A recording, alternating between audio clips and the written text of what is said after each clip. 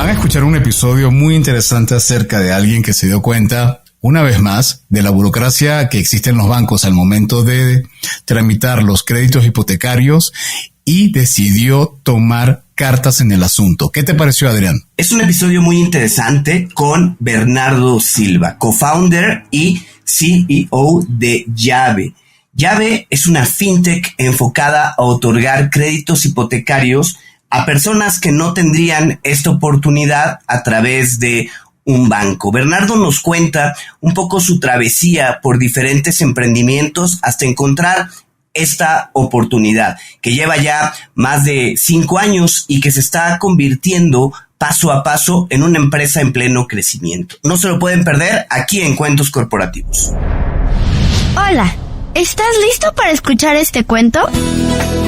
Vas a disfrutar de grandes historias y valientes protagonistas. No pelean con dragones, pero peor aún, se enfrentan al mundo real. Y como todo cuento, este también empieza con un había una vez. ¡Que lo disfrutes!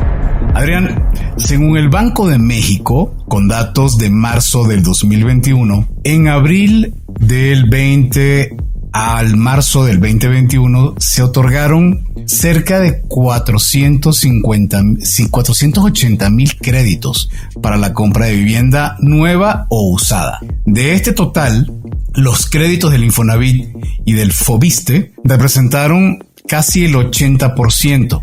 De estos, los de la banca comercial fueron 21% y apenas el 1.7% fueron créditos otorgados por otros organismos públicos. ¿Qué te parece? Pues mira, la verdad es que es algo muy interesante, ¿no? La necesidad de tener un lugar donde vivir siempre existe y se ha observado que el número total de créditos para adquisición de vivienda pues tuvo una pequeña baja previo a la pandemia, pero repuntó de noviembre hasta marzo del 2020 y el impacto realmente de la pandemia ha sido pues casi nulo. Más bien el número de créditos se ha venido estabilizando. Mira, según la cifra de la Comisión Nacional Bancaria y de Valores, el crédito destinado a la vivienda es el único que no ha dejado de crecer desde que comenzó la pandemia COVID. El Banco de México reporta que de abril del 2020 a enero de este año aumentó casi 20% en ese periodo. Bueno, en enero del 2023, el periódico Economista analiza el panorama del sector hipotecario para pues todo el año, el 2023, y entre los retos menciona el impulso del mercado a través de esquemas de pago creciente, aumentos de plazos y otras adecuaciones, sobre todo pensando en los productos hipotecarios para tener más acceso a la vivienda. Y seguramente hoy nuestro invitado debió de haber visto una oportunidad en este sector con la idea de mejorar la experiencia de usuario en la adquisición de créditos hipotecarios. Así que vamos a comenzar este episodio diciendo, como siempre, nuestras palabras mágicas. Había una vez un joven mexicano egresado de la carrera de Ingeniería Industrial por el Instituto Tecnológico Autónomo de México, el ITAM, y posteriormente él realiza un MBA en Administración en la Escuela de Negocio de la Universidad de Stanford. Nuestro invitado colaboró con McKinsey & Company como analista de negocios asociado y engagement manager. En el año 2014 cofundó Bancompara, plataforma digital que compara hipotecas, y fue co-CEO por más de 3 años. Bernardo Silva es el CEO y cofundador de Llave. Se escribe Y-A-V pequeña E. Muy buen nombre, por cierto, y quiero imaginarme que tiene que ver con la llave de tu próxima vivienda. Ya le vamos a preguntar. Es una PropTech mexicana que ofrece créditos hipotecarios mediante una plataforma de aprobación rápida y eficiente. Y a diferencia de las instituciones tradicionales, Llave brinda un crédito hipotecario en línea más rápido y flexible en sus requisitos. Esta PropTech mexicana es lanzada en el 2017 de la propia experiencia de sus fundadores, a raíz de los obstáculos que experimentaron al momento de asesorar a clientes para conseguir un crédito hipotecario en sucursales de instituciones tradicionales. Llave otorga créditos hipotecarios de manera digital y sin la burocracia que tienen las instituciones financieras tradicionales. Ya lo vamos a platicar más adelante, pero incluso, ¿recuerdas, Adrián, Morgana, no? Sí, platicamos con Morgana alguna ocasión, platicamos con Flats en otra, que son empresas pues que están dentro del mismo sector de PropTech, ¿no? Pero entonces dejemos que sea nuestro invitado quien nos pueda comentar un poco más acerca de este interesante mundo de las PropTech. Bernardo Silva, bienvenido a Cuentos Corporativos. Un gusto tenerte con nosotros. ¿Cómo te encuentras? Hola, Adolfo. Hola, Adrián. Pues muchas gracias por esa introducción. Fue fenomenal. Bernardo, y bueno, pues ya te conocimos un poco en la parte curricular, ¿no? Ya supimos de tus estudios, de tu carrera profesional, pero cuéntanos el otro lado. Cuéntanos qué te gusta hacer, si te gusta el fútbol, los videojuegos, cocinar.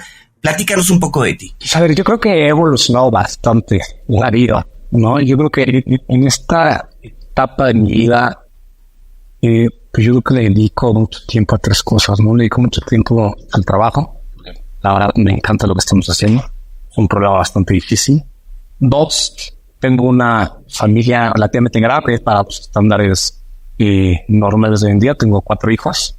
No tanto por decisión, sino básicamente lo que pasó es que tuve triates. Entonces tuve un hijo y luego tuve triates. Entonces paso bastante tiempo con mis triates. Y luego últimamente he estado haciendo pues más ejercicio. No, yo he estado haciendo mucho ejercicio, nada, estoy corriendo bastante, andando en bici, etcétera.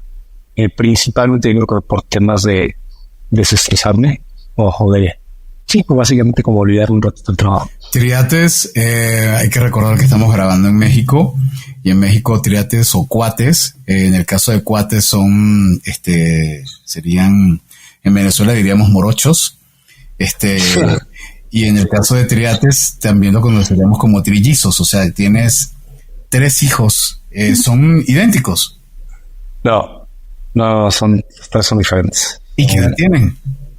Tienen 4 ahorita los 3. Entonces, el grande, mi hijo tiene 6, y luego Pablo, María e Inés tienen 4. Y tú eres bastante joven, Bernardo. ¿Qué edad tienes tú? No. Bueno, estudié, pero el estrés me ha sacado bastante canas. Ahorita tengo 39. No, yo tengo 53 y tengo 2 hijas ya grandes y me vuelvo loco. Imagínate, si tuviera 4, creo que, no te digo, estaría haciendo un maratón, pero para escaparme de la casa. Ahora la que se rifa bastante es mi esposa.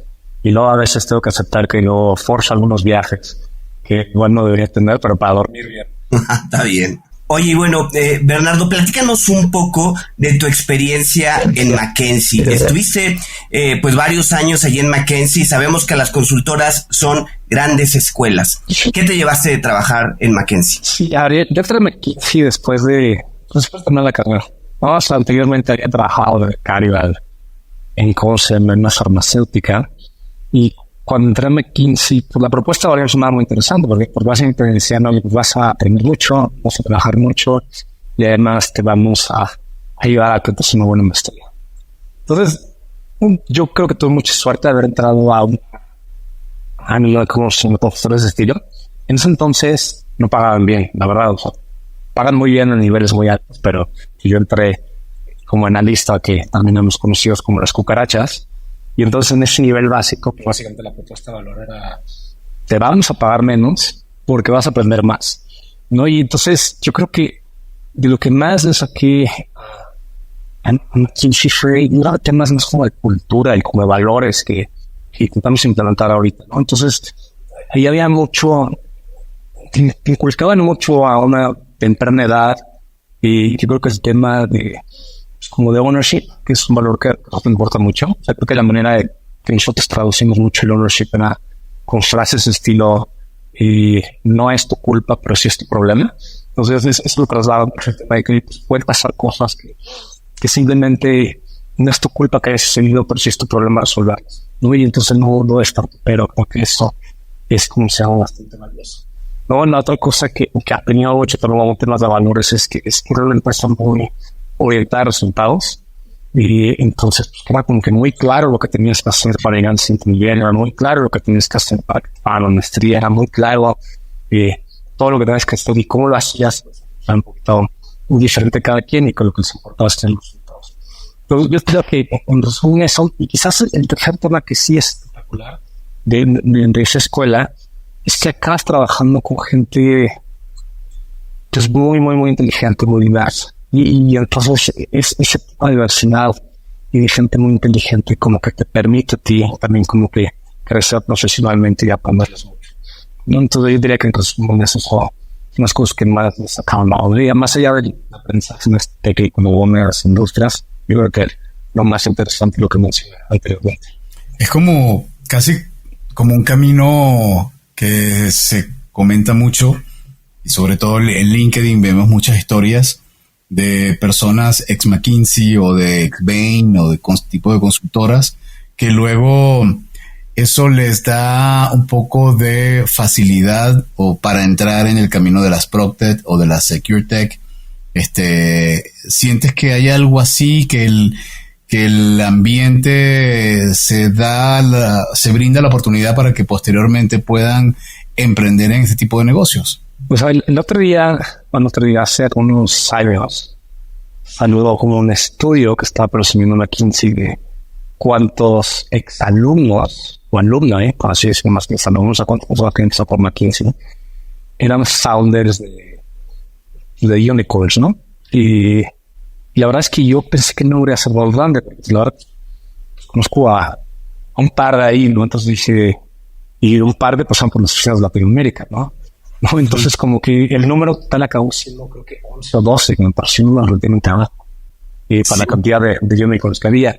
Y entonces uno de mis co-founders, Andrés, también trabajó en McKinsey. Yo creo que si lo comparas esa estadística contra otra estadística que presumían mucho en McKinsey antes, que agarraban y decían de los Fortune 500, no me acuerdo, 100 CEOs habían pasado por McKinsey, pues ese número pues, está más interesante. Y yo percibo, ¿no? Honestamente, que eso tiene que ver mucho con el perfil que reclutan muchas de las consultoras. O sea, el perfil que reclutan muchas de las consultoras les llaman como unsecure overachievers, ¿no? Que personas que quizás yo creo que les cuesta más trabajo y más riesgos. No es más de broma, y no broma, y entre la oficina de México y McKinsey le llamamos la jaula de oro, porque la jaula de oro era, pues afuera se ve muy bien, te pagan, conforme vas creciendo, te pagan bastante bien, yo creo que conforme vas creciendo vas agarrando retos más interesantes, pero al final no deja de ser una jaula. Entonces, quizás yo percibo que no necesariamente muchas personas en McKinsey salen a creo que salen muchos a operar, ¿no? A BVA, muchísimo McKinsey y BVA trabajaban con México, ¿no? Entonces, vas a ver eso en muchas cosas de que brincan a muy buenos puestos, pero no percibo que emprendan tanto. Así de memoria te puedo decir, el CEO de Justo viene del mundo de la consultoría, el CEO de Kavak también. Sí, Carlos, sí. Carlos es el que tenía en mente los unicornios. El CEO de Betterfly también, de hecho creo que es ex McKinsey, por cierto. Y esos son los que me vienen así de la mente. Claro, estamos hablando de unicornios, de los 4 que menos todavía Justo me parece que no es unicornio, pero bueno, creo que está en vías o está procurando. Pero no sé si también es porque del lado de la parte de financiamiento y de los fondos de inversión como que se sienten un poco más seguros, tranquilos de saber que en el board de la empresa, de la startup, hay una persona que pertenece al mundo de la consultoría de las 4 o 5 grandes, ¿no? Pues no, la verdad no sé, aunque no conozco la decisión, pero por ejemplo, yo percibo y traigo esa percepción, ¿no? Hay data no es objetiva, pero hay mucho founder de unicornio que sí percibo que vienen de investment banking, ¿no? O sea, percibo, no sé si es un perfil que se van a vender más y por eso pueden hacer mejor fundraising. O sea, yo creo que podríamos mantenernos aquí un buen rato y no llegaríamos a un tema nada más que por temas de percepciones. Ahora, eso no significa que no haya muy buenos founders consultores, ¿no? Yo creo que sí lo hay, simplemente sino que para la cantidad de personas que recluta consulting versus otras cosas, no se tienen más éxito en carreras de empresas más grandes, ¿no? Así es la comparativa de los Fortune 500 versus startups. Okay. Oye, Bernardo, platícanos un poco de tu primer emprendimiento, Bancompara. Estuviste, pues, en esta organización un poco más de 3 años. ¿Cuál fue tu experiencia? ¿Qué aprendiste? ¿Cómo tomaste la decisión de brincar de una consultora a ser, pues, un emprendedor? Platícanos un poco. Sí, no, yo lo que te diría es que cuando era McKinsey entré mucho con la mentalidad de pues, como aprender, no decir quiero aprender y wow, tengo la oportunidad y la suerte de estar ahí. Y yo creo que desde muy rápido me di cuenta que no quería hacer una carrera de ahí. Y pues a mí ya mi papá, mi tío, varias personas, mi abuelo en ese momento, todos son estilo como de emprendedores, empresarios. Y como quieran llamar, otros tienen sus empresas. Y no sé que trabajan bastante o no, como que a mí siempre como que tuve algo que yo quería crear algo, ¿no? Y crear algo, lo que tarde o temprano lo iba a hacer, nada más que no sabía cuándo. Entonces, con eso en mente, la verdad, pues, de fiesta, también con mucha suerte, porque no es como que la escogí ya, porque yo no gusta poner de suerte, como te lo acepté. O sea, me que están para componerte que das emprendes, porque tengo una compañía muy emprendedora, ¿no? En esa universidad. Y luego, pues intenté emprender ahí, no pude, con el gusanito, regresando aquí hace varios años. Y la razón por la cual empezó a comparar es que cuando yo estaba trabajando en McKinsey, ya me iba a casar, quería comprar un departamento y no tenía toda la liquidez para comprar el departamento y necesitaba crédito hipotecario. Y al momento de sacar un crédito hipotecario, pues yo, para mi perfil, ahí los bancos me tienen que bueno en términos de riesgo, porque con un trabajo bastante estable, un salariado, una buena empresa, tenía un buro de crédito prácticamente impecable, y con todo y todo, híjole, me fue dificilísimo A, escoger el banco, y B, hacer el trámite, ¿no? Porque era nada. O me fue muy mal, me fue nada más de normal, ¿no? Entonces me tardé, algo que normalmente tarda como 3 meses en un banco, y me tardé como 6 meses. Y fue un desastre porque casé a la mitad, según yo iba al departamento antes de casarme. La verdad es que en duele un gol, se muy bueno, me dejó vivir antes ahí, de que terminé la transacción y todo eso. Pero la verdad, no hay un poder penalizado. Si no hubiera querido, yo hubiera violado el contrato de promesa compra-venta y me iba a poder penalizar y iba a perder una buena lana. Entonces, todo esto para decirte que me quedé mucho con el gusanito de que esa experiencia de sacar el crédito hipotecario fue un desastre, ¿no? Y sobre todo me quedé mucho con el gusanito de, oye, pues un crédito hipotecario no lo sacas cada semana, ¿no? Lo sacas una vez en tu vida, ¿no? Y no te lo enseñan en la escuela lo que es un notario, lo que es un que es una avalúo, o sea, esas cosas simplemente no sabes. Y adicionalmente te vas a endeudar bastante durante 20 años, etcétera, ¿no? Entonces creo que es una decisión un poco difícil. Entonces me quedé mucho con la idea que dije, este tema de la hipoteca se puede hacer de una manera mucho más fácil, ¿no? Entonces ese fue como que la primera componente de cómo emprendimos Compara. Y la segunda componente de cómo emprendimos Compara es que mi socio y co-founder y que sigo operando Compara, Julio es quiero inversión. Y Julio como que tenía muy claro que después de tiempo le iba a renunciar a su trabajo en inversión y también quería emprender. Y respetos para Julio, razón el tema de perfil de qué tan adverso es o no. Julio decidió, pues ahí como que estamos hablando de decir, oye, año, pues en enero del 2000, que sería 2014, pues ¿por qué no vamos viendo qué hacemos la fregada? Y Julio dijo, bueno, no veo qué hago. Y lo que Julio dice es que tener una idea de qué hacer. Él decidió renunciar el 1 de diciembre, que lo pagamos bueno en 2013, y luego vamos a ver qué hacemos.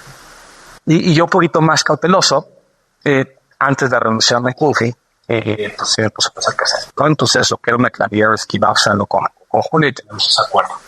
Y entonces entre varias ideas que hubo, pues acabó ganando este concepto del comparador bancario, ¿no? Empezamos con hipotecas, que lo que yo había tenido la experiencia, lo que queríamos que hacer la decimos difícil, y así empezó Bancompara, ¿no? Entonces la lógica de Bancompara era tener una herramienta digital que le permitía a los usuarios comparar los diferentes productos bancarios. Lo que va pasando con Bancompara es que empezamos con el mundo hipotecario, ¿no? A comparar hipotecas, y en Bancompara nos quedamos comparando hipotecas. Y no es solo comparando hipotecas, sino empezamos a jugar un rol que le llaman el broker hipotecario.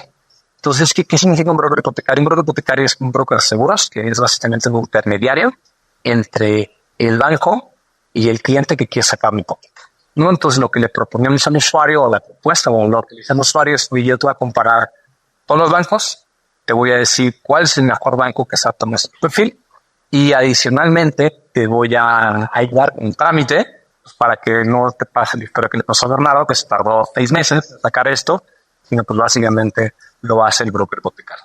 Entonces, yo diría que así empezamos un Bancompara.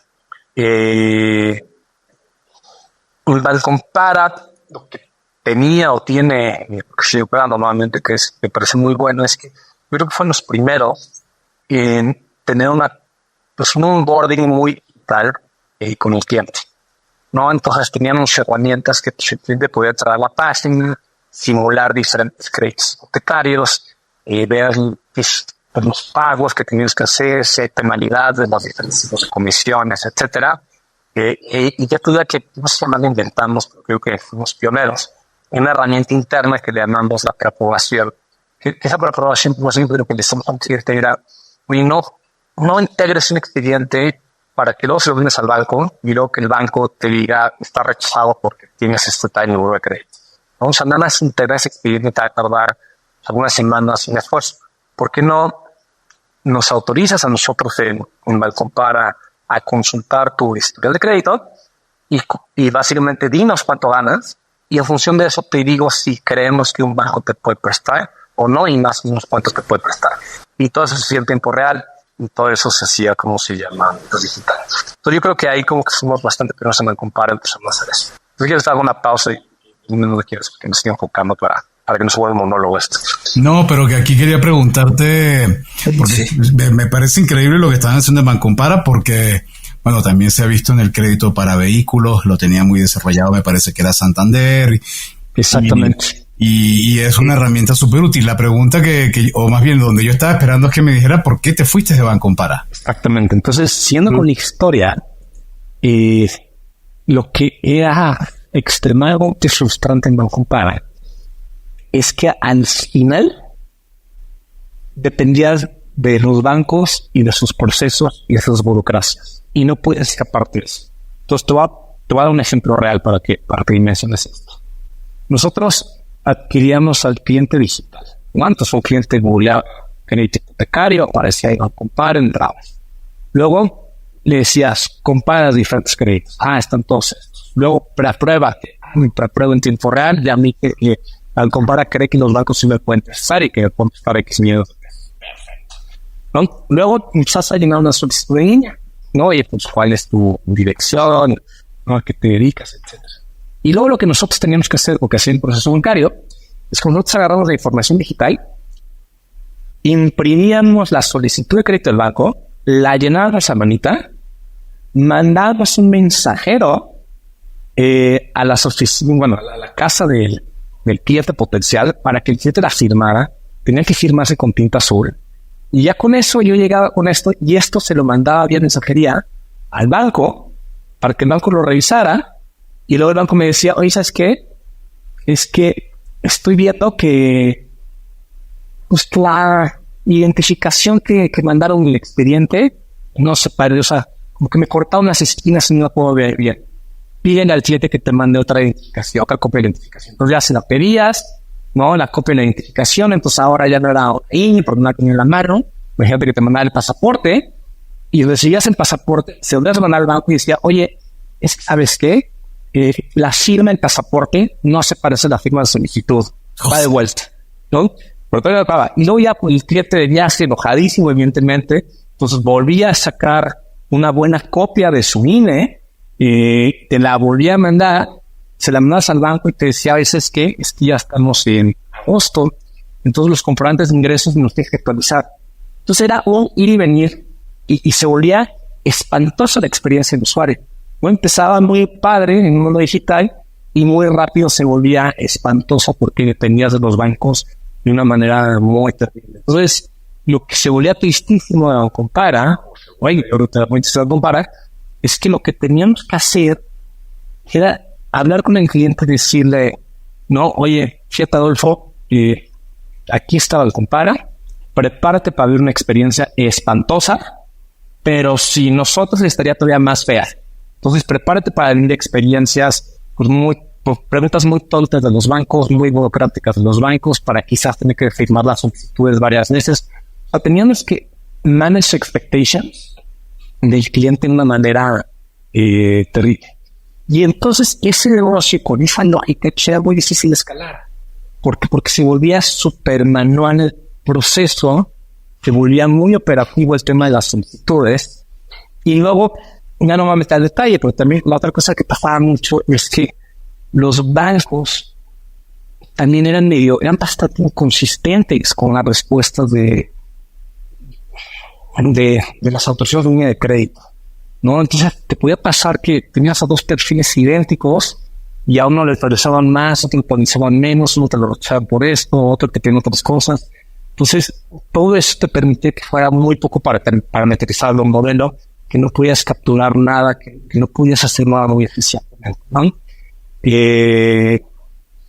Y hoy por hoy los brokers, ellos tienen eso, ¿no? O sea, ahorita menciono que Morgana estuvo ahí en su programa, o sea, Morgana relativamente nuevo. ¿Qué nombre del chava esta? Pues la chava esta, la tiene co-founder. Sí. Trabajó en Scotiabank con Paulina. Sí, pues sí. Ella hasta cierto punto conoce el proceso bancario, pero así la sufren y si no te lo di, sí, la sufren y la siguen sufriendo porque sí tienen esa planta neumática. Entonces ahí es donde yo siempre dije, si yo pudiera prestar con mi dinero, ¿no? O con el dinero de la empresa, pues yo sí quería una experiencia mucho más centrada al usuario, ¿no? O sea, yo quería una experiencia donde fuera lo más digital posible, donde tuviéramos un valor de transparencia radical. O sea, el transparencia radical para mí es decirte, oye, Adolfo, no te puedo prestar porque resulta ser que en tu comprobante de ingresos aquí me apareció esto, ¿no? O sea, como queríamos que esto no sea un black box, sino que hubiera una transparencia radical, que fuéramos muy buenos comunicando, que entendiéramos que el crédito hipotecario es más necesario, lo que en realidad quieres es comprar la casa. Y el crédito es un vehículo para comprar la casa. Entonces, todo este contexto para decirte que desde Bancompara no podíamos tener esa innovación como tal. O sea, con Bancompara no podíamos transformar la industria hipotecaria porque tenías una alta dependencia en los procesos bancarios que, si ahora nos vamos a la parte más técnica, los mismos procesos bancarios requieren una regulación, ¿no? Y entonces, lo que acabó pasando es que por ahí 2017, con Daniel Bratz, que es alguien con que estudié yo la carrera, pues salió la oportunidad de que encontré una manera de cómo financiar los créditos. O sea, cómo tener a un partner, por así llamarlo, financiero, que nos pudiera financiar las hipotecas. Porque eso no está en México, y no quiero meter muchos detalles, pero los datos en en México no hay mercado secundario de hipotecas que te cobren hipotecas.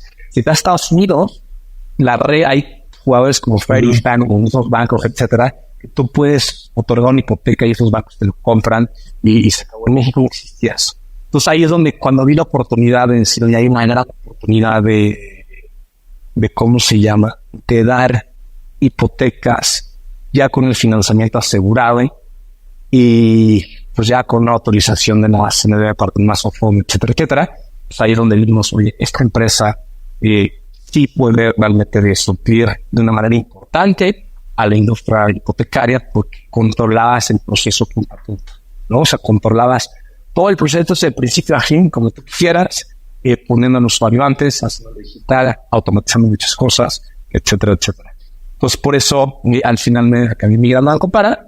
Julio se quedó me acabé migrando a Llave y Julio se quedó en Bancompara y básicamente al final en Bancompara encontramos un socio espectacularmente bueno que se me Edgardo, pero ayudaba a Julio Perat y pues básicamente yo me quedé como inversionista minoritario y entonces me venía comprando acciones. Trabajamos mucho en conjunto y los manda clientes, pero pues ya es otro negocio completamente. Oye, y bueno, pues la idea ahora, después de que nos has platicado un poco toda la historia, es entrar de lleno a qué es Llave, ¿no? Y a cómo está conformado, porque por lo que comentas, son una empresa totalmente financiera también, ¿no? Porque manejan los recursos. Pero antes de que nos contestes, vamos a ir a una pausa y regresamos para responder esta pregunta.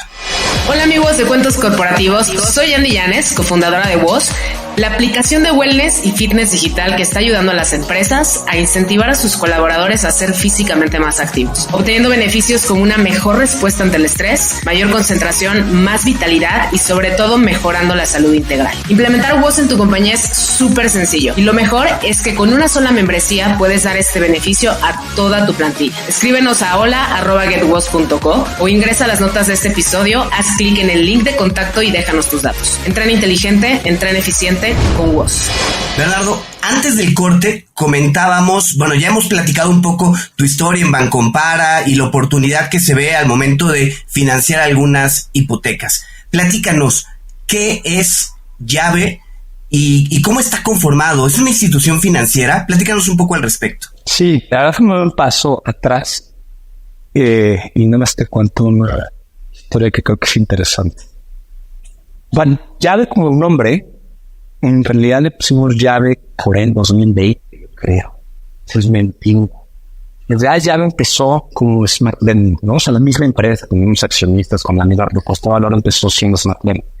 Entonces teníamos el nombre de Smart Lending, pues porque en mi cabeza yo siempre he creído que los únicos 2 créditos que hace sentido tomar, más allá de hay temas de necesidad, pero si uno que no tienes un tema de necesidad, los 2 créditos que hace sentido tomar es el crédito hipotecario y el crédito de educación, ¿no? O sea, de ahí fuera siempre he creído que si te financias con tarjetas de crédito, pues es una mala decisión.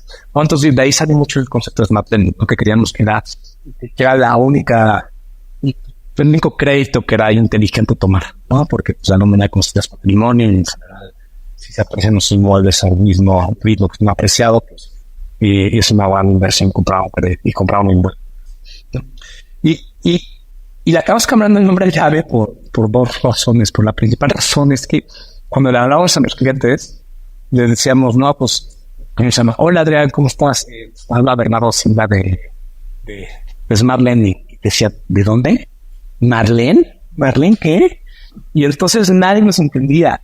Nadie nos entendía y entonces al final como que también dijimos, oye, pues revisando este tema de que el crédito es un necesario y que el cliente quiere un crédito para comprar el vehículo, pues vimos que en Llave pues yo creo que reflejaba más la misión que tenemos en la empresa de ayudar a las personas a que puedan comprar una casa, ¿no? Y luego ya no me está a rematar.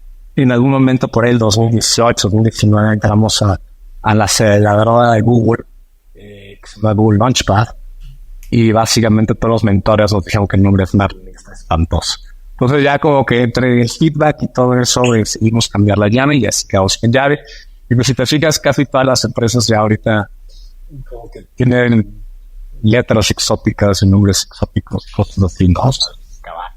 Con K, con Filo, etcétera. Filo, ¿no? Pues bueno, entonces ya, haciendo ese preámbulo, pues ya te conté lo que hace Llave. A ver, Llave es una institución financiera y es estrictamente una SOFOI y estamos regulados tanto por la CONDUCEF como por la CNBV, ¿no? Entonces, eso pues tiene muchas ventajas para que el cliente sepa que estamos bastante regulados. Adicionalmente, nosotros no captamos nada, nosotros más prestamos, entonces, pues, estrictamente al cliente le debería vender bonos y ¿cómo se llama? Muchas cosas porque su dinero va de aquí para allá y entonces lo que pues sabiendo que ya es una, pues lo voy a llamar una financiera, desde ese punto de vista de cómo estamos constituidos, creo que otra parte relevante es que hacemos. Nosotros hemos intentado hacer muchos tipos de créditos, ¿no? O sea, damos créditos de todos hipotecarios, pero los casos son muy distintos, ¿no? O sea, empezando dando créditos de adquisición de vivienda. En algún momento también dimos refinanciamientos, que refinanciamiento significa que ya tienes un crédito con un DAI o una tasa del 10%, o fíjate que cambia la llave y presta el 9%. Intentamos dar créditos de liquidez, intentamos dar créditos de construcción, intentamos muchísimas cosas, ¿no? También hasta home swaps. Y al final, donde tuvimos tracción y donde tenemos tracción es en créditos de adquisición de vivienda. Entonces, todos los créditos, los únicos créditos que vamos es la adquisición de vivienda, ¿no? Entonces, yo diría que la segunda cosa es que nosotros sí, si ves la misión de llave, la misión de llave va muy relacionado de ayudar a que más personas puedan comprar casa en México. Yo ahorita entro un poquito porque esas más personas que puedan comprar casa en México. Entonces, ese es como como un rol. Y luego, la otra cosa que es bastante interesante como el negocio es que, entonces imagínate, para financiar créditos hipotecarios, pues hay un reto importante en los créditos hipotecarios. ¿Por qué? Porque tienen 3 grandes desventajas los créditos hipotecarios, ¿no? Una es que la tasa de interés es fija y normalmente es muy baja.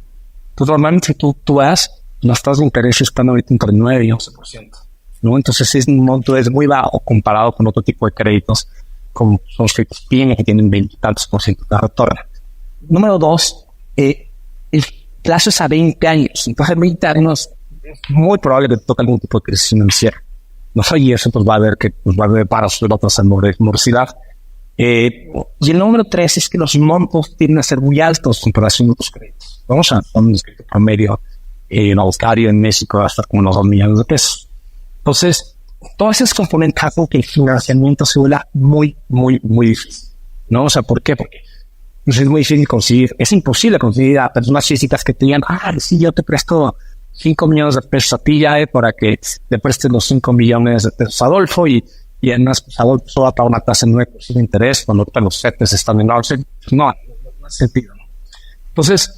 Entonces la realidad es que en el negocio llave, lo que nosotros tenemos es que nosotros nos financiamos a través de una fibra y un par de bancos. Entonces, estos bancos y esta fibra se acaban siendo y los que nos prestan, entre comillas, dinero, como nos prestan, un mecanismo legal es más complicado, pero son los que nos ayudan a financiar los créditos. Entonces, a ellos les hace mucho sentido tener estos créditos en su balance porque les sale más caro otorgarlos. Y entonces ahí es donde está la disrupción y lo que hace muchísimo sentido en Llave.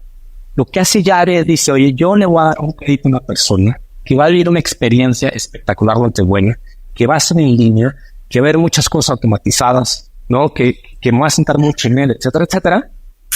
Pero en todo eso que te estoy diciendo, también el costo del crédito va a ser más bajo que si el mismo banco lo diera. ¿Por qué?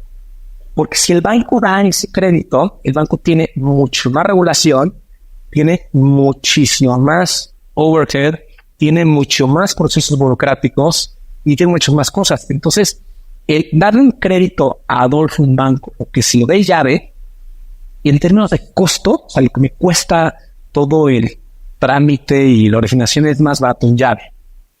Y entonces lo que nosotros hacemos, y es donde está nosotros damos el crédito y luego nos financiamos con el banco. Entonces, para el banco, en ambos escenarios, en el que se fue vía la sucursal o que se fue vía Llave, acá tenemos el crédito en su balance, pero con Llave le sale más barato. O le sale más barato a un banco comprarme créditos a mí que original solo, ¿no? Entonces, esa es así la premisa de por qué existimos o por qué podemos hacer la opción. Oye, Bernardo, a ver, ahorita que comentas que el crédito queda en el balance del banco, pues hasta ese punto es muy parecido a la labor, llamémoslo así, de un broker, ¿no? Pero ustedes no son un broker.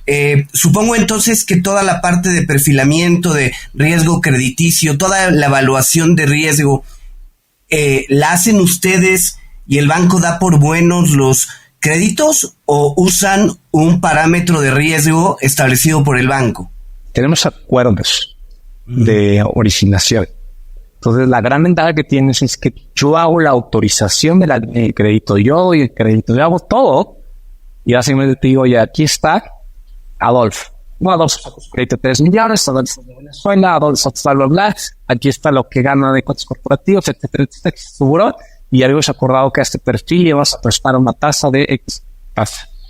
Y entonces, pues ya lo que hacen ellos es, no, perfecto. Ahora, Adolfo tiene que se entere, porque la cobranza se la sigo haciendo yo, ¿no? O sea, Adolfo sacó un crédito Llave, el contrato de créditos a lo que firma es entre Llave y eso. Y otra vez, si regreso a Estados Unidos, eso es súper normal. Muchas veces si tú vas a un banco regional y sacas un crédito con el banco, bla, bla, bla, ese crédito acá viene en el balance de Freddie y de Fannie, ¿no? Acá viene en ese balance, simplemente, pues a qué te le vale gorro, o sea, ¿dónde está el banco? ¿Dónde está su balance? Simplemente pues así es como funciona, como es el modelo. Por eso tu comparativa con el broker hipotecario, lo que sufre el broker hipotecario es que él no controla toda esta experiencia en tu ente. El proceso de autorización de línea de crédito, pues tiene que llegar con un banco y decir que algo es, oye, a ver, pues vamos a capturar estos ingresos, vamos a entenderlos, a lo mejor te cae bien, te interpreta mal, etc. ¿No? Y esa es la razón por la cual existió esta oportunidad de hacer eso. Y la otra cosa que también es diferente a un broker es que nosotros sí hacemos la cobranza en el crédito. Y la otra cosa que es muy diferente a un broker hipotecario es que parte de nuestro ingreso, ¿no?, depende del desempeño del crédito. Entonces, un broker hipotecario lo que tiene es, dice, oye, pues yo ya di el crédito, le ayudo a Adolfo a conseguir su crédito. Si Adolfo paga o no, yo, broker hipotecario, me da igual. En el caso de llave, no me da igual. Me es muy importante que pague, porque si la cartera vencida empieza a subir, pues van a hacer la llave los acuerdos que tengo.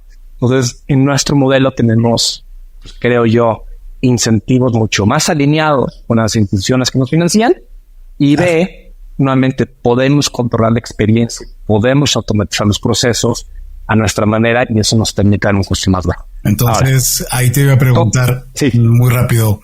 Escuchándote, está el modelo de los que venden y está el modelo de los que compran. En el caso del modelo de los que venden, son consumidores que van a tocar las puertas de un flat, de un La House, de un Homey, y en el caso de los que compran van a tocar la puerta de un Llave, de un Morgana. En el caso de los que venden, el modelo de negocio está hecho muy parecido al de Kavak, donde tú quieres vender rápido tu departamento, yo como empresa que la Protec se queda con un 15 o un 20% aproximadamente del valor del inmueble. En el caso de ustedes, digámoslo transparentemente, ¿cuál es el catch? Yo como usuario que voy y digo, yo quiero ese departamento, me cuesta 3 millones de pesos, toca la puerta de Llave, que más allá de, por supuesto que es una mega ventaja y estoy absolutamente de acuerdo con la tortura bancaria del siglo XIX, de todo lo que comentabas al principio, es irracional, pero además de eso, ¿qué otra ventaja puedo tener yo como usuario con un servicio como el de Llave? Sí. Entonces, a ver, yo lo vería en dos dimensiones. La primera dimensión donde Llave le ha ido cada vez mejor, y por eso voy a resaltar el tema de la misión de Llave, de que es ayudar a que más personas puedan comprar su casa, es que nosotros, con la mitad de nuestros créditos, o con una amplia menos, como el 30% de nuestros créditos, el 40% de los créditos son créditos que el banco o no les prestaría o les prestaría menos. Entonces, ¿quiénes son estos perfiles? Estos perfiles son, el que más tracción tenemos es extranjeros. Entonces, ya muchos extranjeros van a México, quieren comprar un inmueble y para el banco es muy difícil hacer el análisis. Nosotros sí le podemos prestar porque tenemos un acuerdo de financiamiento que extranjeros con estas premisas les podemos prestar, ¿no? Muchas veces los bancos tienen requisitos que son muy técnicos y muy chiquitos, en mi opinión bastante mensos, que quizás no pueden estar los bancos. Y los otros tipos de perfiles, sobre todo son perfiles que les voy a llamar tienen mucha volatilidad en sus ingresos o tienen muchas fuentes de ingresos, y esas personas muchas veces el banco o se tardan muchísimo en autorizarles o les acaban autorizando 2 millones cuando el año entraron en 3 millones. Y entonces ahí como que ya les presta. Y luego ya tenemos un acuerdo de financiamiento que ha salido próximamente que sí va enfocado más en la base de la pirámide y ese va a ser muchísimo más flexible. Entonces nosotros lo que hemos visto es que si eres una persona que tiene un perfil impecable, ¿no? Y otra vez la gente tiene una score impecable, que eres asalariado, etcétera, etcétera, todos los bancos están a prestar. Algunos con mejor proceso, algunos con peor proceso, pero todos los bancos están a prestar, ¿no? Y te puedes dar un poquito el lujo de escoger. En el lado de Llave, lo que va a acabar pasando es que en algunas circunstancias no va a ser más barato. O sea, el Llave no compite por precio. O sea, a veces sí somos los más baratos, a veces no, pero en general yo te diría que no lo somos. Pero lo que sí hacemos en Llave es que es una experiencia que para que yo te haga una oferta es muy poco el esfuerzo que tienes que hacer.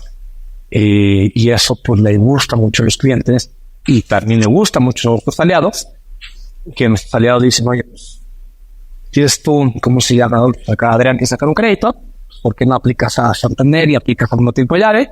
Y es quien te da la tasa o que te el monto que necesitas o monte el menor enganche. ¿No? Porque yéndome nada más, ya con esto les doy un poquito la palabra a ustedes, lo que tienen que entender en el mundo de los créditos hipotecarios es que el mejor crédito es diferente para cada persona. Entonces, para una persona que tiene mucha lana, tiene muchos ahorros y tiene un ingreso muy estable, para él probablemente el mejor crédito es el más barato. Oye, si tiene una menor tasa o menor CAT, es el mejor crédito. Pero para otros segmentos de la población, quizás dirías, oye, para mí el mejor crédito es el que me dé el monto que necesito para comprar la casa. Oye, encontré una oportunidad de un inmueble de 3 millones, resulta que el banco X me presta una tasa del 8%, feliz de la vida, pero no me presta 1 millón. Oye, ¿de dónde saco los otros 2 millones? ¿Quién sabe? ¿No? Entonces, el mejor crédito para esa persona no es el más barato. El mejor crédito para esa persona es que le dé el monto que necesita. Y de la misma manera, el mejor crédito para esa persona podría ser quien requiera menos enganche, porque todos los créditos requieren enganche, ¿no? Y el otro puede ser el tema de urgencia. A lo mejor tienes un contrato por mes de compraventa que si no compras este mes, te penalizan. Entonces, creo que mi mensaje es que sí, estaría a todo dar que pues literalmente tuvieras la opción siempre de escoger más barato, pero en la práctica eso no es verdad. Yo creo que eso es verdad para el 2% de la población, ¿no? Los bancos compiten únicamente por ese 5% de la población más rica. Y lo que está padre en Llave es que en Llave, dado nuestros acuerdos de financiamiento, pero sobre todo dado la tecnología que tenemos, nos podemos dar el lujo de decir, oye, atiende a todos. No gentes con muy buen perfil, gentes con peor perfil, etcétera, porque las respuestas son automatizadas. Y eso le gusta mucho, no solo al cliente, porque no le hago perder el tiempo, sino también le gusta mucho a los aliados. ¿Quiénes son los aliados? Los aliados son los que decías que mejor venden, ¿no? O sea, las alianzas de House, las alianzas con Flat, las alianzas con los dos bloques hipotecarios, tenemos alianzas con los hipotecarios, con todos ellos, porque nosotros lo que hacemos es de una manera muy fácil, decimos si nos prestamos ahí. Y eso ayuda nuevamente a que más personas puedan comprar casa en México. Y entonces ahí te pregunto, tu cliente natural es, por supuesto, quien solicita el crédito, pero también tu otro cliente podría ser quien está vendiendo y que si emulamos el mundo de las tarjetas de crédito, que llegas a un comercio y dice, aquí se acepta Visa, Mastercard y Carnet. Imagínate que yo estoy vendiendo mi departamento y en el momento que lo estoy ofreciendo y estoy mostrando mi mueble que tiene, no sé, 80 o 120 metros cuadrados y y digo, por cierto, te ayudamos a conectar con Llave para que puedas obtener tu crédito en el caso de que estés interesado en mi departamento.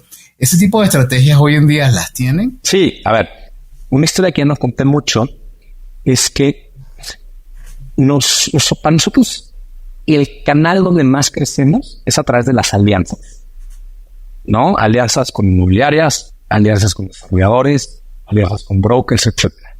Ellos son los que reciben la llave. La razón por la cual ellos reciben la llave es porque ellos saben que el proceso para obtener el crédito con llave es mucho más fácil y menos burocrático y que además le maximiza la probabilidad a su cliente de tener una oferta. No a veces la más barata, a veces no la más barata. La maximiza la probabilidad de tener una oferta. Entonces, si el cliente tiene una oferta de crédito, pues la alianza tiene más probabilidades de cobrar, ¿no? Porque si tenemos una inmobiliaria que está vendiendo la casa, pues si no se hace la transacción, cobró 0. Entonces dice, oye, el cliente le dice, le aplica a Citibanamex, aplica a Llave, y vamos a ver qué pasa, ¿no? Y es por recomendar, o a veces se queda con nosotros. Entonces, las alianzas son las que más crecen porque nos hace sentido eso. Pero también el otro componente por qué las alianzas son nuestro mejor canal es porque al usuario final le costaba mucho trabajo confiar en Llave. O sea, el tema de la confianza le costaba mucho trabajo. Y tuvimos que hacer varios focus groups para entender por qué.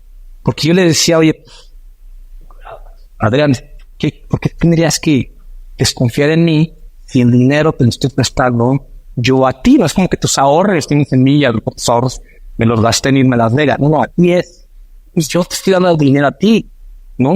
Si quiebro, a lo mejor nunca te cobro. Qué mejor escenario. Y en un focus group una persona lo articuló muy bien y me dijo, mira, ponle tú que es verdad lo que dices, ¿no? Ponle tú que es verdad que vas a dar una tasa tan barata como la del banco. Déjate que te creo. Pero en tu contrato de crédito, que seguro son 90 hojas, y que sí son bastantes hojas, a lo mejor en la letra chiquita que dice que la tasa de interés es fija el primer mes y es del 9% y pasa a 15%. Entonces yo, como usuario final, pues yo no sé leer contratos. Entonces yo sé que un banco puede ser burocrático, pero no es fraudulento. Y una financiera no lo sé. Entonces, cuando encontramos ese insight, fue cuando dijimos, oye, va a salir muy caro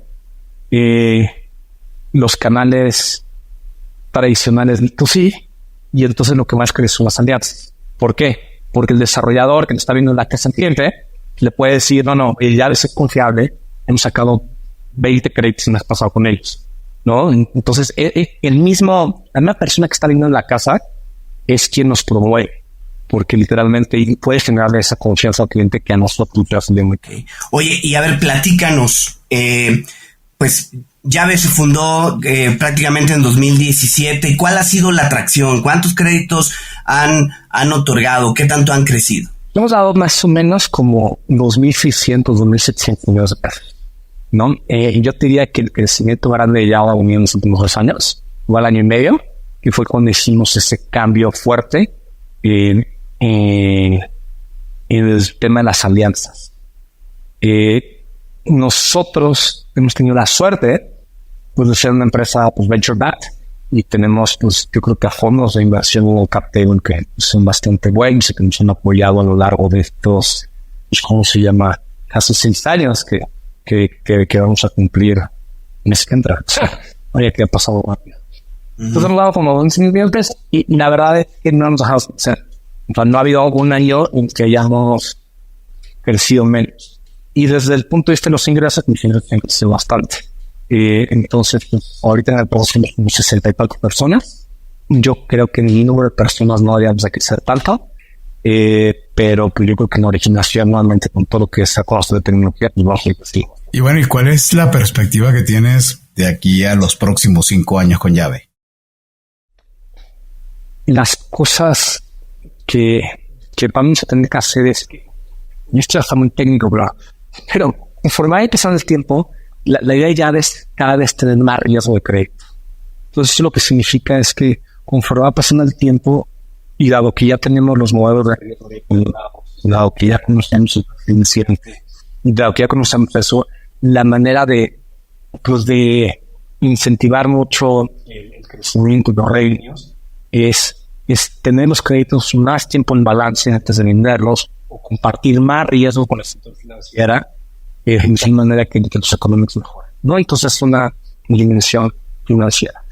Y la otra dimensión dentro de Llave que sí queremos seguir atacando es esta dimensión de prestarle a segmentos que la banca tradicional no le puede prestar. Que nuevamente creo que extranjeros es la apuesta más grande que tenemos, ¿no? Los extranjeros es un mercado grande, que paga muy bien, que nos está yendo muy bien, etcétera. Pero también hay un componente que yo le llamo como la economía semi-informal. No la super informal, pero la semi-informal. Son personas que tienen partes ingresos están en estados de cuenta declarados y partes ingresos pues, son en efectivo y de otras maneras que sí, más difícil de ver.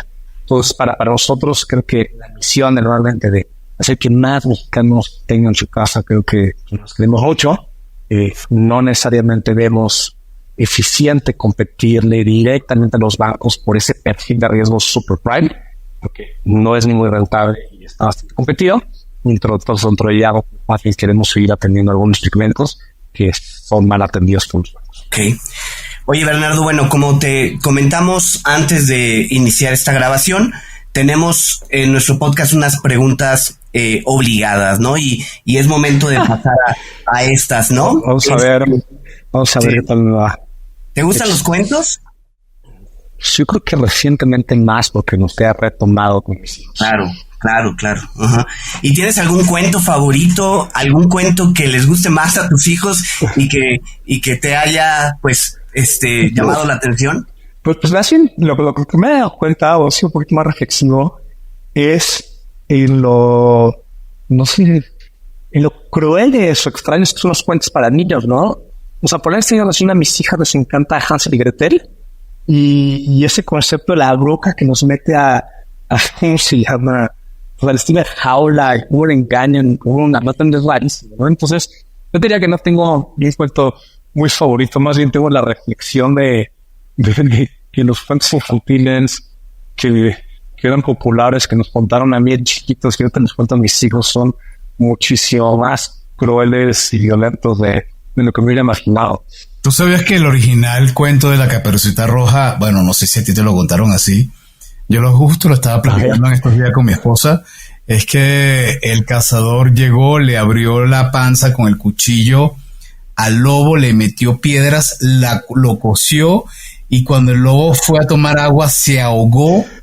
Es una concepción bastante cruel, ¿no? O sea, yo no me veo hoy contándole a un niño de 5 años, no, bueno, llegó el cazador, le cortó la barriga, le llenó de piedras, hizo que se ahogara y que muriera en un proceso, bueno, en verdad que pasemos a algo un poco más light, tienes un poco de razón, coincido contigo en eso. A nivel de literatura, digamos, incluso también puede ser de negocio, ¿tienes alguna preferencia, algún autor y algún libro que recomiendes o que te haya cambiado la vida? Wow.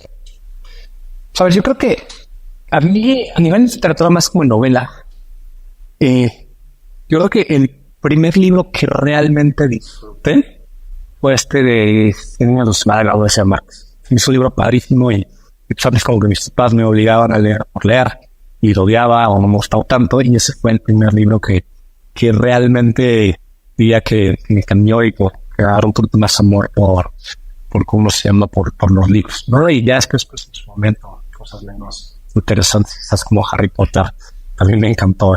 Y lo leía mucho, y lo veía pasar en unas películas como que me decepcionan los personajes físicamente porque los imaginan distintos.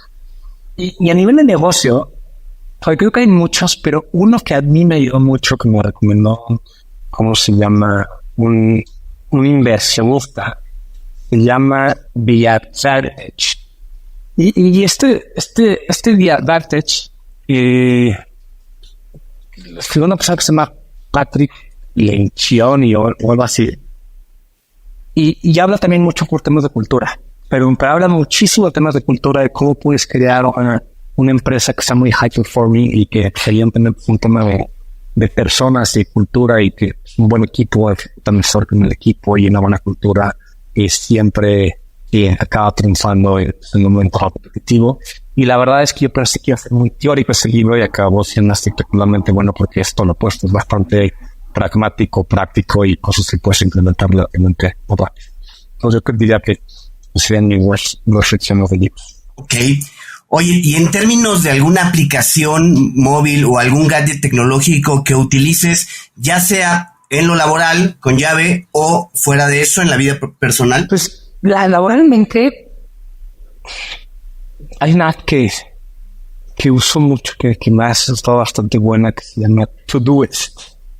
Y lo que va acá pasando es que por la naturaleza de mi trabajo y por la etapa en la empresa que estamos, esa Todoist pues simplemente pues es una lista de tools, pero funciona muy bien entre cómo se sincronizan con el celular, con el calendario, con las alertas y con la comp, ¿no? Entonces yo bastante considero recomendable esa app, sobre todo si gran parte de tu trabajo a veces tiene que ser muy reactivo.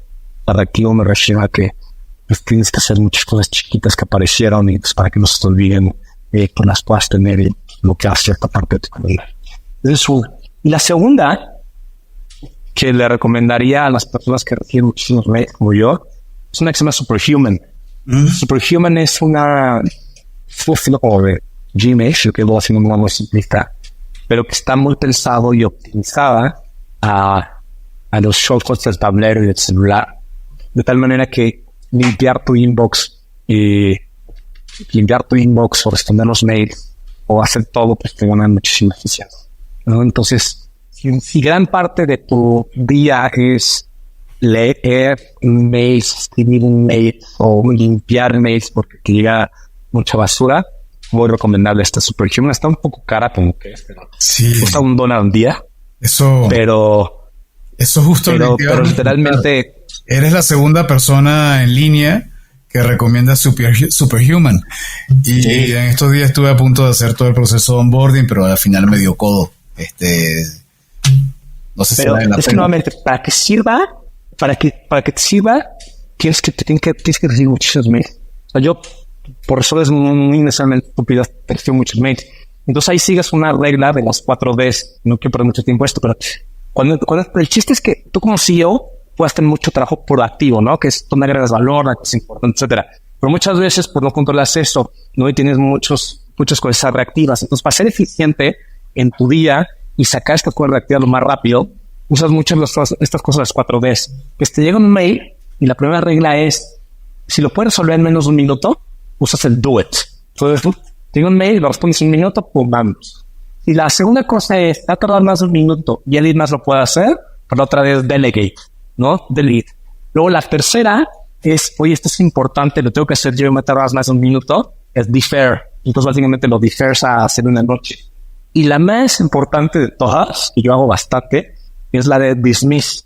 Tú dices, oye, me llegó un mail que tenía es un gente que no tiene una alianza de quién sabe qué, bla, bla, bla, y muchas de esas cosas simplemente ahí en el fondo de dismiss y spam.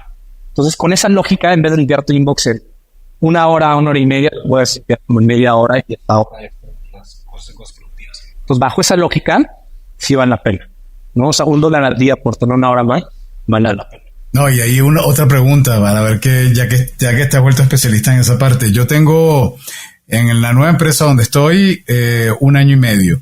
Y en ese año y medio he recolectado 2,800 correos que están en mi bandeja. Ojo, yo nada más tengo pendiente de contestar al día aproximadamente 10 correos. Pero sin archivar, tengo 2,000 y tantos, casi 3,000. ¿Tú consideras que es una buena práctica? ¿Qué? ¿Archivar? Sí. Claro. A ver, yo tengo... O sea, Andrés también es Superhuman, tiene sus listas raras que dice, oye, en su defer lo que dice es Sunday. Entonces tiene unas cosas que dicen, oye, este reporte que me acaban de mandar de morosidad, quién sabe qué, está interesante. Entonces básicamente pues, le pone un label, que es Superhuman, que con un letra le pones un label para Sunday, y cuando tenga tiempo lo hace así. Entonces, pues literalmente es súper normal. Tienen millones de mails y ya están archivados y que a lo mejor algún día puedo regresar a ellos. Por en la práctica no lo hago. Aún tengo tiempo. Andrés, que es más estructurado, si regresa a su lista de Sunday. Ok. Oye, y Bernardo, 2 o 3 empresarios latinoamericanos que crees que vale la pena seguir, que estén marcando tendencia. A ver, yo creo que en el mundo startupero, yo creo que lo que han hecho en Nobank es espectacularmente bien, ¿no? O sea, lo que ha hecho David es bastante bueno. Que quiero un David es la generación abajo en mi Stanford y desde que lo conocí, sabía que el güey iba a ser algo muy bien, ¿no? O sea, ya sea en el mundo corporativo o de venture o de startup, de hecho le pegó al startup, ¿no? Entonces a mí Nobank me parece una empresa espectacularmente bien ejecutada, que hace cosas, como se llama, padrísimas. Yo creo que más corporativo, a mí me encanta lo que hacen en Bing, ¿no? La verdad, yo tuve la oportunidad de trabajar en McKinsey con Bing, ¿no? Y la verdad es una empresa,